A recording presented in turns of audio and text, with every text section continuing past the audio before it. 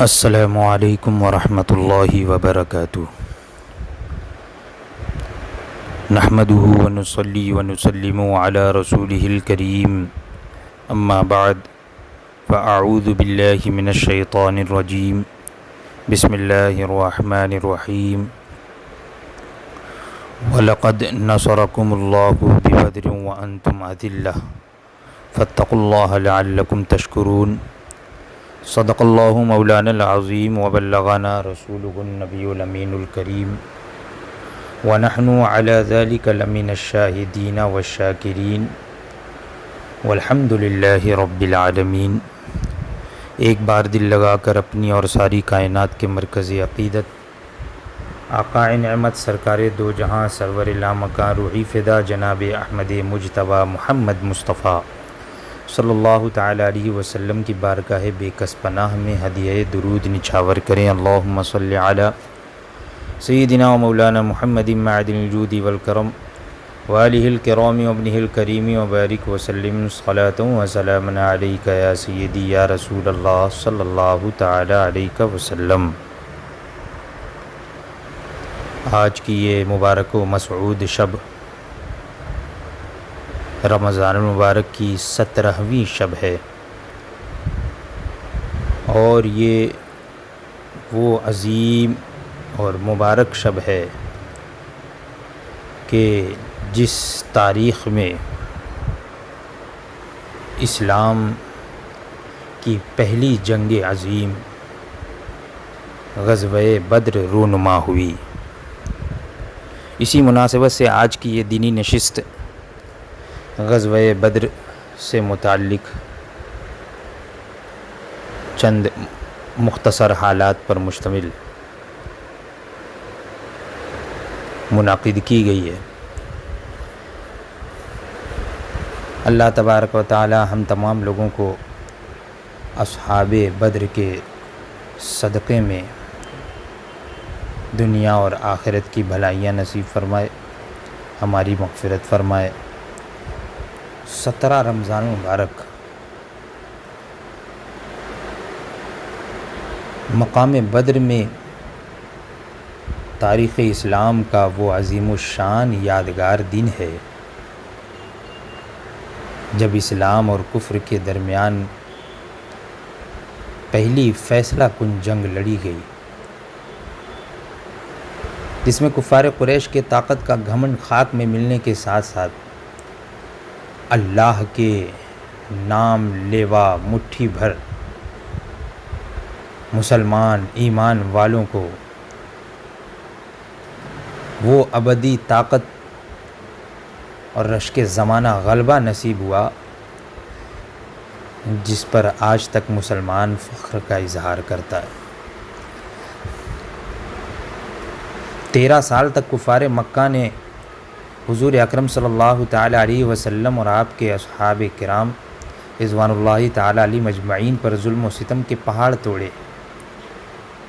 ان کا خیال تھا کہ مٹھی بھر یہ بس بے سر و سامان بھلا ان کی جنگی طاقت کے سامنے کیسے ٹھہر سکتے ہیں، لیکن اللہ رب العزت جسے چاہے عزت دے، جسے چاہے ذلت دے، قدرت کو کچھ اور ہی منظور تھا۔ اللہ کی خاص فتح و نصرت سے وہ کم و بیش 313 مسلمانوں نے اپنے سے 3 گنا بڑے لشکر کو تمام تر مادی اور معنوی طاقت کے ساتھ خاک چاٹنے پر مجبور کر دیا۔ دعائے رسول اور جذبہ ایمانی سے 70 کفار واصل جہنم ہوئے۔ 14 صحابہ کرام نے داد شجاعت کی تاریخ رقم کر کے شہادت پائی۔ اس دن حضور نے یہ دعا فرمائی تھی، جیسا کہ سورہ انفال کی آیت کریمہ کی شان نزول میں ہے۔ سورہ انفال جو کہ غزوہ بدر کے موقع پر ہی اس کا نزول ہوا، اسی میں ایک آیت ہے اذ تستغیثون ربکم، یاد کرو جب تم اپنے رب سے فریاد کرتے تھے، فاستجاب لکم ربکم، تو رب نے تمہاری دعا کو قبول فرمایا۔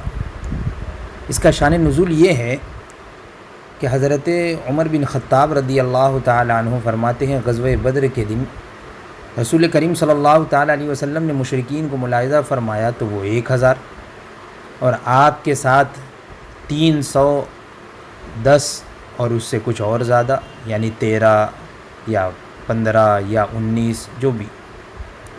سرکار مدینہ صلی اللہ تعالی علیہ وآلہ وسلم نے قبلے کی طرف منہ فرمایا اور اپنے بابرکت ہاتھ پھیلا کر اپنے رب تبارک و تعالی سے یہ دعا آپ فرمانے لگے کہ اے اللہ،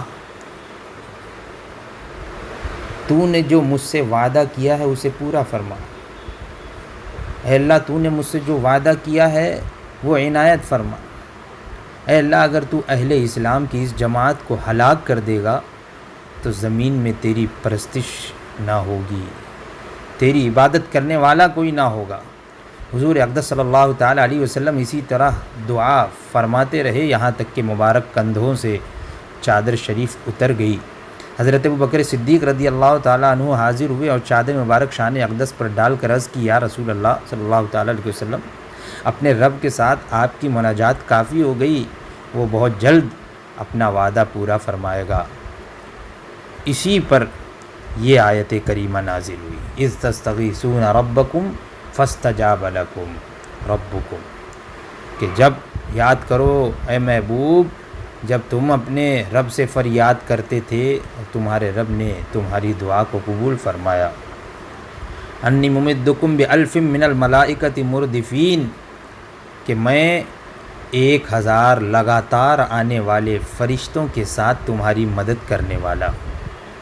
رب تبارک و تعالی نے اپنے محبوب سے فرمایا کہ میں 1000 لگاتار آنے والے فرشتوں کے ساتھ تمہاری مدد کرنے والا ہوں۔ چنانچہ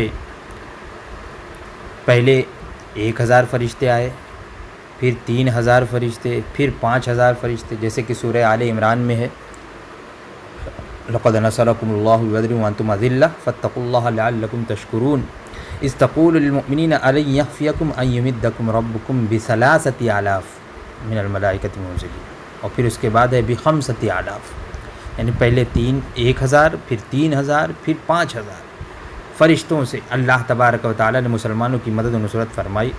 حضرت عبداللہ ابن عباس رضی اللہ تعالیٰ عنہ نے فرمایا کہ مسلمان اس دن کافروں کا تعاقب کرتے تھے، پیچھا کرتے تھے، اور کافر مسلمانوں کے آگے آگے بھاگتا جاتا تھا، یعنی مسلمان پیچھے ہیں اور کافر آگے بھاگ رہا ہے کہ اچانک اوپر سے کوڑے کی آواز آتی اور کسی سوار کا یہ کلمہ سنا جاتا تھا کہ اقدم حیزوم، کہ آگے بڑھا ہے حیزوم۔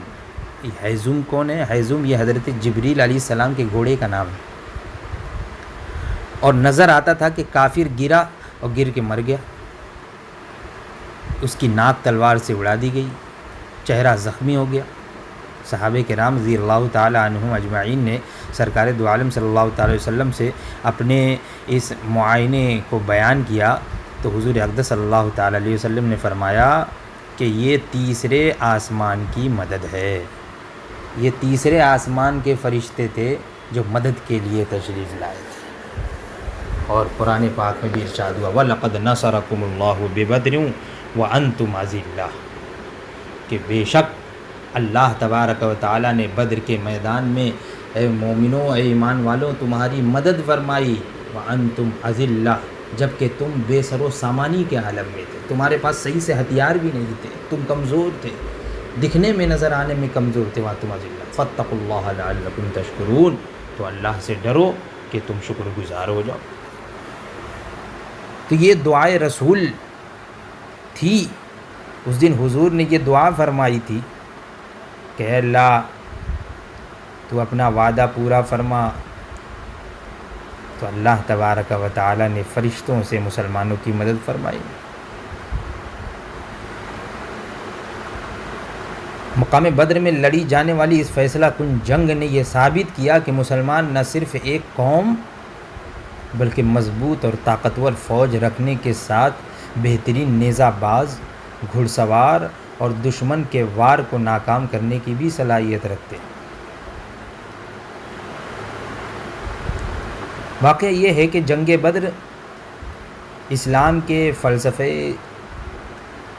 جہاد کا نقطۂ آغاز ہے۔ یہ وہ اولین معرکہ ہے جس میں شہادت کے مرتبے پر فائز ہونے والے جنت میں داخل ہونے میں بھی پہل کرنے والے ہیں۔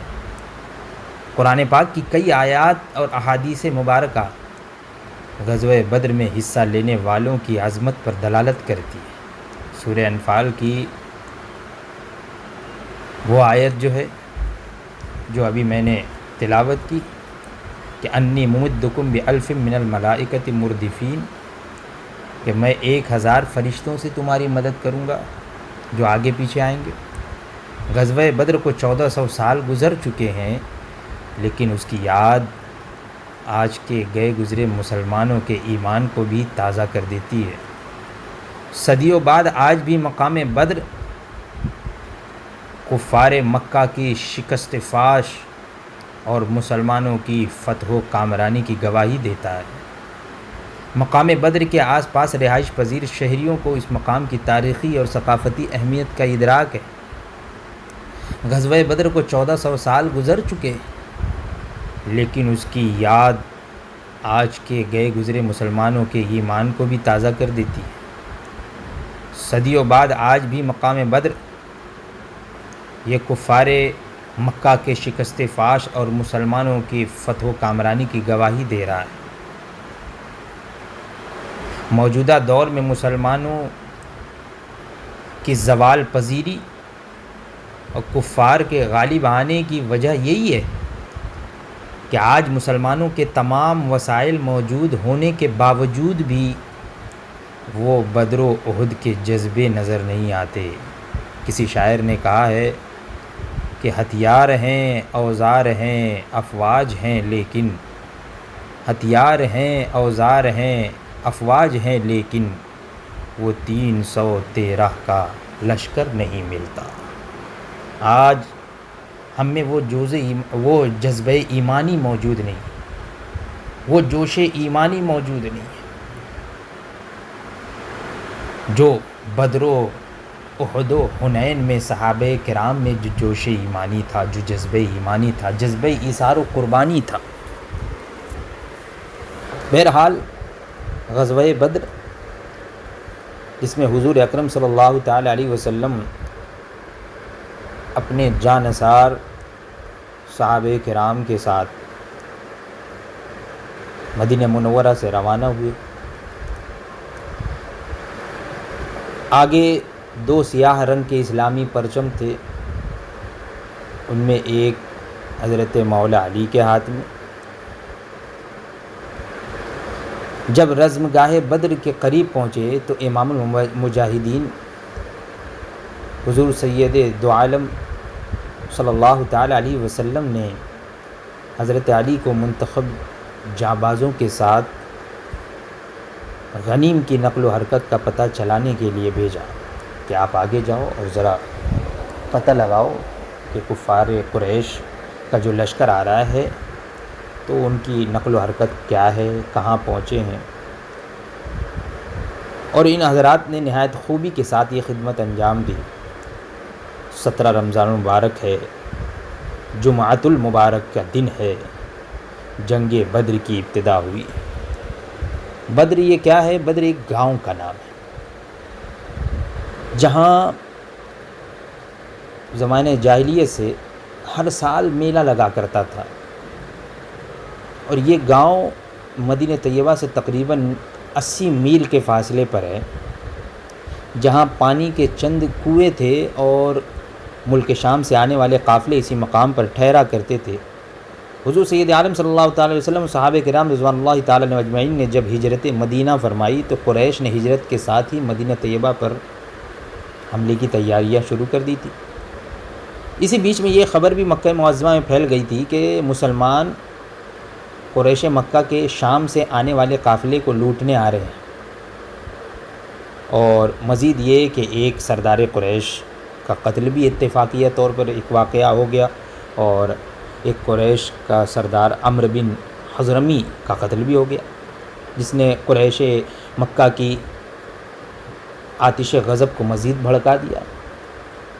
حضور نبی کریم صلی اللہ علیہ وسلم کو جب ان حالات کی خبر ہوئی تو آپ نے اپنے صحابہ کرام کو جمع کیا اور امر واقعہ کا اظہار فرمایا۔ حضرت ابوبکر صدیق رضی اللہ تعالیٰ عنہ اور دیگر صحابہ کرام نے جواب میں نہایت جانثارانہ اور فدایانہ تقریریں کی۔ حضرت سعد بن عبادہ نے عرض کی، یا رسول اللہ صلی اللہ علیہ وسلم، خدا کی قسم اگر آپ حکم فرمائیں تو ہم سمندر میں کودنے کو تیار ہیں۔ سبحان اللہ۔ حضرت مقداد نے کہا، ہم موسیٰ کی امت کی طرح یہ نہیں کہیں گے کہ آپ اور آپ کا رب خود جا کر لڑو، ہم تو یہیں بیٹھے ہوئے ہیں، بلکہ ہم آپ کے دائیں سے، بائیں سے، سامنے سے، پیچھے سے لڑیں گے۔ پھر آپ نے اعلان کیا کہ ہم لوگ واقعی آپ کے تابع دار ہوں گے، جہاں آپ کا پسینہ گرے گا وہاں ہم اپنا خون بہا دیں گے۔ آپ شروع فرمائیں، جنگ کا حکم فرمائیں، انشاءاللہ اسلام ہی غالب آئے گا۔ حضرت مقداد نے یہ تقریر فرمائی۔ حضور سرکار دو عالم صلی اللہ تعالیٰ علیہ وسلم جب صحابہ کرام رضوان اللہ تعالیٰ علیہ مجمعین کے اس جذبے سرفروشانہ اور جوش ایمانی کو دیکھا تو آپ کا چہرہ اقدس فرط مسرت سے چمک اٹھا۔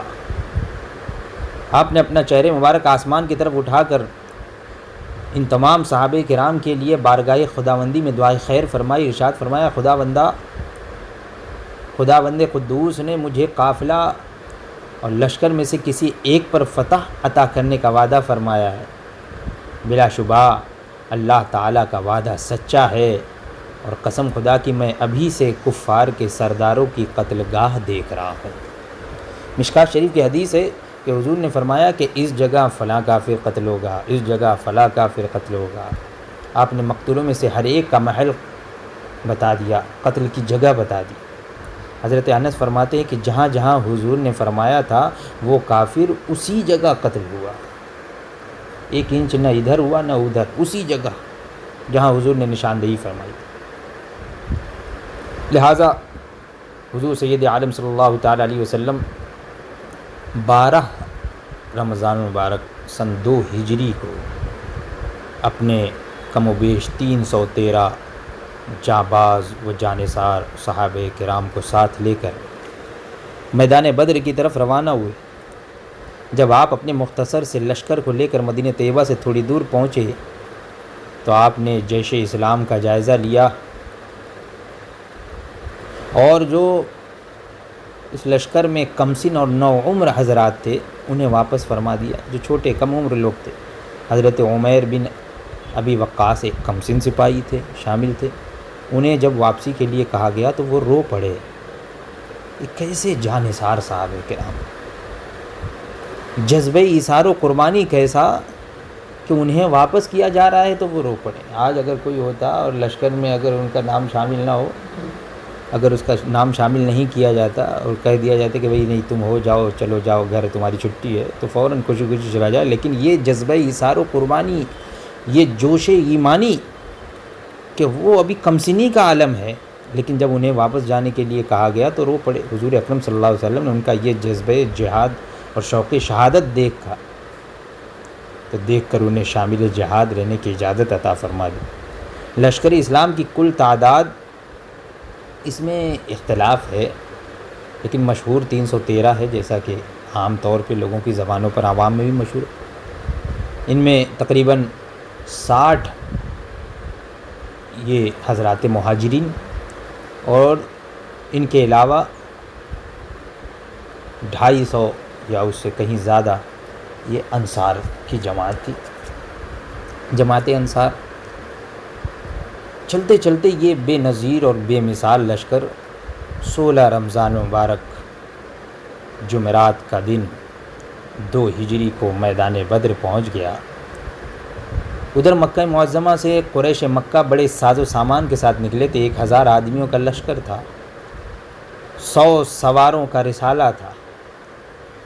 رؤسائے قریش سب شریک جنگ تھے، بڑے بڑے رئیس، بڑے بڑے سردار قریش کے، یہ سب لوگ جنگ میں شریک، اور امرائے قریش باری باری ہر روز 10 اونٹ ذبح کرتے تھے۔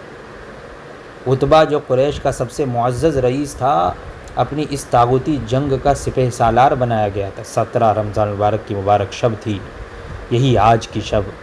تمام مجاہدین اسلام آرام فرما رہے تھے، جبکہ حضور رحمت دو عالم صلی اللہ تعالیٰ علیہ وسلم نے ساری رات عبادت و ریاضت اور دعا میں گزاری۔ صبح کو نماز فجر کے لیے تمام سرفروشان اسلام، تمام مجاہدین کو بیدار کیا گیا، اور نماز فجر کی ادائیگی کے بعد قرآن مجید کی آیات جہاد تلاوت فرمائی حضور نے، اور حضور نے آیات جہاد تلاوت فرما کر ایسا لرزہ خیز اور ولولہ انگیز خطاب فرمایا کہ مجاہدین اسلام کی رگوں میں خون کا قطرہ قطرہ جوش و جذبے کا سمندر بن کر طوفانی موجیں مارنے لگا، اور مجاہدین جلد از جلد جنگ کے لیے تیار ہونے لگے۔ حضور نبی کریم صلی اللہ علیہ وسلم کے دست اقدس میں ایک تیر تھا، اس کے اشارے سے آپ مجاہدین کی صفیں قائم فرما رہے تھے۔ مہاجرین کا علم حضرت مصعب بن عمیر کو، خزرج کے علم بردار حباد بن منذر، اوس کے علم بردار سعد بن معاذ، اس طریقے سے ہر ایک مورچہ سنبھالنے کے لیے ایک ایک علم دے دیا گیا۔ چنانچہ لشکر اسلام کی صف آرائی ہوئی، مشرکین مکہ بھی مقابل میں صف بندی کر رہے تھے۔ حضور سید عالم صلی اللہ علیہ وسلم نے میدان بدر میں اپنے جانثار صحابہ کرام سپاہیوں کو دیکھا، اور ان کی قلیل تعداد اور بے سر و سامانی کو بھی دیکھا، تو بارگاہ خداوندی میں یوں التجا کیا، اے اللہ تو نے مجھ سے جو وعدہ فرمایا ہے وہ وعدہ پورا فرما۔ اے اللہ اگر آج یہ مٹھی بھر نفوس ہلاک ہو گئے تو پھر قیامت تک تمام روئے زمین پر تیری عبادت کرنے والا کوئی نہیں رہے گا۔ یہ صحیح بخاری شریف کے الفاظ ہیں۔ حضور سرکار دو عالم صلی اللہ علیہ وسلم کچھ اس طرح خشوع اور خضوع سے دعا کر رہے تھے کہ آپ کی چادر مبارک آپ کے دوش اقدس سے گر گئی، تو حضرت ابوبکر صدیق رضی اللہ تعالیٰ عنہ نے چادر مبارک اٹھا کر آپ کے کاندھے مبارک پر ڈالی اور عرض کی، یا رسول اللہ بس کیجیے، اللہ تعالیٰ نے جو فتح عطا کرنے کا وعدہ فرمایا وہ ضرور پورا فرمائے گا۔ مورخین اس معرکے کو غزوہ بدر الکبریٰ کہتے ہیں، غزوہ بدر العظمیٰ بھی کہتے ہیں، لیکن اللہ تبارک و تعالیٰ نے اپنے کلام مجید فرقان حمید میں اس معرکے کو یوم الفرقان کہہ کر یاد فرمایا، یعنی حق و باطل کے درمیان فرق کرنے والا دن۔ غزوہ بدر کا دن یہ یوم الفرقان ہے، حق و باطل کے درمیان فرق کرنے والا دن، یوم الفرقان کے نام سے تعبیر فرمایا اللہ تبارک و تعالیٰ نے، یعنی یہ وہ دن ہے جب حق و باطل، خیر و شر اور کفر و اسلام کے درمیان فرق آشکار ہو گیا، اور اقوام عالم کو بھی پتہ چل گیا کہ حق کا علم بردار کون ہے اور باطل کا نقیب کون ہے۔ چنانچہ قرآن مجید میں ارشاد باری تعالیٰ ہے کہ اگر تم اللہ پر ایمان رکھتے ہو اور اس چیز پر جو ہم نے اپنے محبوب پر نازل فرمائی، جس دن دو لشکر آمنے سامنے مقابل ہوئے اور اللہ ہر چیز پر قادر ہے۔ دستور عرب کے مطابق جب جنگ کی ابتدا ہوئی تو مشرکین میں سے عتبہ بن ربیعہ اپنے بھائی شیبہ بن ربیعہ اور اپنے بیٹے ولید بن عتبہ کے ساتھ میدان کارزار میں نکلا۔ یہ دستور ہے عرب کا کہ جب جنگ شروع ہوتی ہے تو کچھ حضرات آگے ہوتے ہیں اور مبارز طلب کرتے ہیں کہ کوئی ہے مقابل تنہا لڑنے والا جو ہم سے مقابلہ کرے، اس طریقے سے مقابلہ شروع میں ہوتا ہے۔ تو یہ لوگ آگے بڑھے اور ان لوگوں نے مبارز طلب کیا، تو لشکر اسلام میں سے حضرت امیر حمزہ، حضرت مولا علی اور حضرت عبیدہ، یہ عتبہ، ولید اور شیبہ کے مقابل میں سامنے آئے، اور یوں دست بدست جنگ شروع ہوئی تو حضرت امیر حمزہ نے عتبہ بن ربیعہ کو واصل جہنم کر دیا، جبکہ حضرت مولا علی حیدر کرار نے ولید بن عتبہ کو جہنم رسید کیا۔ حضرت عبیدہ یہ شیبہ کے ہاتھوں زخمی ہو گئے۔ یہ دیکھ کر حضرت مولا علی شیر خدا حضرت علی کرم اللہ تعالی وجہ الکریم آگے بڑھے اور اپنی ضرب حیدری کے ایک ہی وار سے شیبہ بن ربیعہ کو بھی واصل جہنم کر دیا۔ تینوں مشرکین سرداروں کی لاشیں زمین پر ڈھیر ہو گئی۔ آنے واحد مشرکین کے 3 سورماؤں کے قتل سے ہلچل مچ گئی، کیونکہ قریش کے جب یہ تینوں سرداروں کو اسلام کے شاہینوں نے موت کے گھاٹ اتار دیا تو اس اندیشے سے کہ کفار حوصلہ نہ ہار دیں، ابو جہل نے بلند آواز سے یہ نعرہ لگایا، جس کا مفہوم یہ ہے کہ ہمارا مددگار عزا ہے۔ معاذ اللہ، یہ لات و عزا یہ ان کے بت تھے جن کی یہ پوجا کرتے تھے، پرستش کرتے تھے۔ تو ابو جہل نے کہا کہ ہمارا مددگار عزا ہے اور تمہارے پاس کوئی عزا نہیں جو تمہاری مدد کرے۔ حضور سید عالم صلی اللہ تعالی علیہ وسلم نے فرزندان توحید کو حکم دیا کہ اس کے جواب میں یہ نعرہ بلند کریں کہ اللہ ہمارا مددگار ہے، تمہارا کوئی مددگار نہیں ہے، ہمارے مقتول جہنم میں ہیں اور ہمارے مقتول جنت میں ہیں اور تمہارے مقتول جہنم کا ایندھن بنیں گے۔ حضور نے یہ اعلان فرمایا۔